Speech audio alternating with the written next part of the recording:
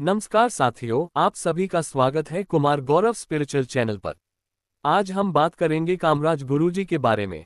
हरिद्वार गंगा तट पर बसा हुआ वह पवित्र शहर जिसे देवभूमि कहा जाता है। नील पर्वत की तलहटी में गंगा की नीली धारा के किनारे बसा है श्री दक्षिण काली सिद्धपीठ। ये स्थान न केवल एक मंदिर है बल्कि शक्ति, साधना और श्रद्धा का संगम है। और इसी पावन धाम से जुड़ा है एक रहस्यमयी नाम बाबा कमराज गुरुजी, जिन्हें भक्त अमर गुरु के नाम से भी जानते हैं।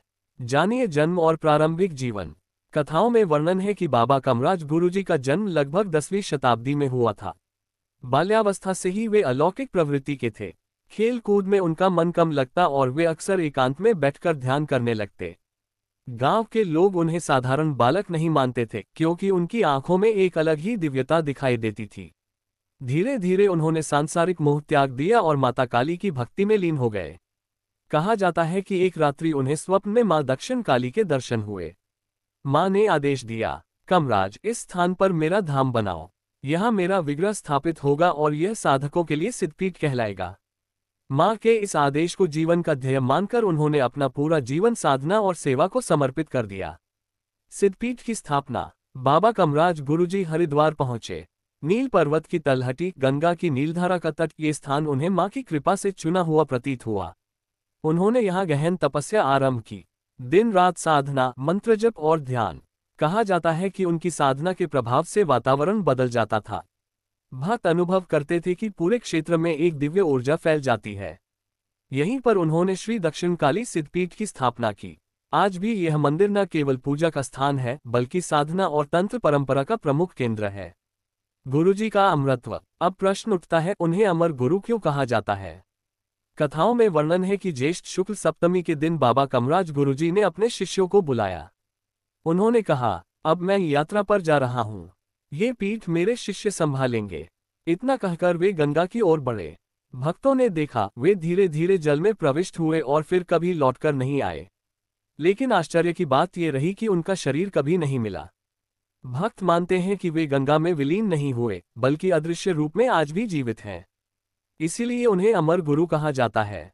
रहस्यमयी दर्शन। भक्तों की मान्यता है कि रात के तीसरे प्रहर यानी लगभग 3 से 4 बजे के बीच सौभाग्यशाली साधकों को बाबा कमराज गुरुजी के साक्षात दर्शन होते हैं।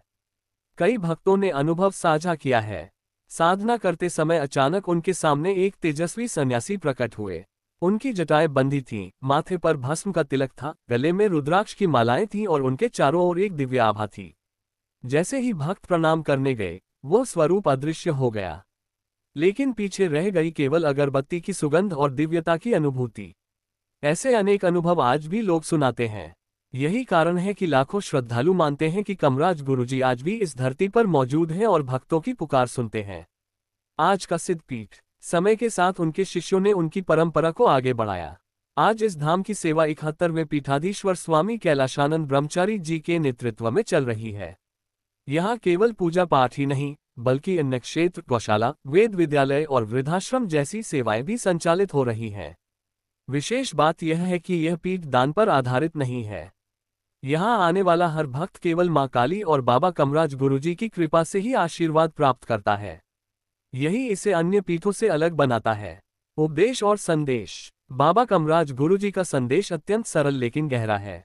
सच्चे मन से साधना करो, मां काली की शरण में जाओ, जीवन से अंधकार मिट जाएगा। भक्ति और श्रद्धा ही जीवन को प्रकाशमय बनाती है। जो मां को पुकारेगा उसे कभी निराशा नहीं मिलेगी। गुरुजी कहते थे, मनुष्य का सबसे बड़ा धन श्रद्धा है। अगर तुम्हारे पास श्रद्धा है तो भगवान स्वयं तुम्हारे जीवन में उतर आएंगे। बाबा कमराज गुरुजी केवल एक संत नहीं बल्कि एक रहस्य है, एक ऊर्जा है, एक आस्था है। उनकी उपस्थिति हर उस भक्त को महसूस होती है जो सच्चे मन से उन्हें याद करता है। आज भी जब कोई साधक रात्रि के तीसरे प्रहर में मां काली का नाम जपता है तो ऐसा लगता है मानो गुरुजी स्वयं उसके सामने खड़े हों। आइए हम सब मिलकर इस अमर गुरु को नमन करें। मां काली और बाबा कमराज गुरुजी की कृपा से हमारा जीवन प्रकाशमय और सफल बने। बाबा कमराज गुरुजी की जय। कुमार गौरव स्पिरिचुअल।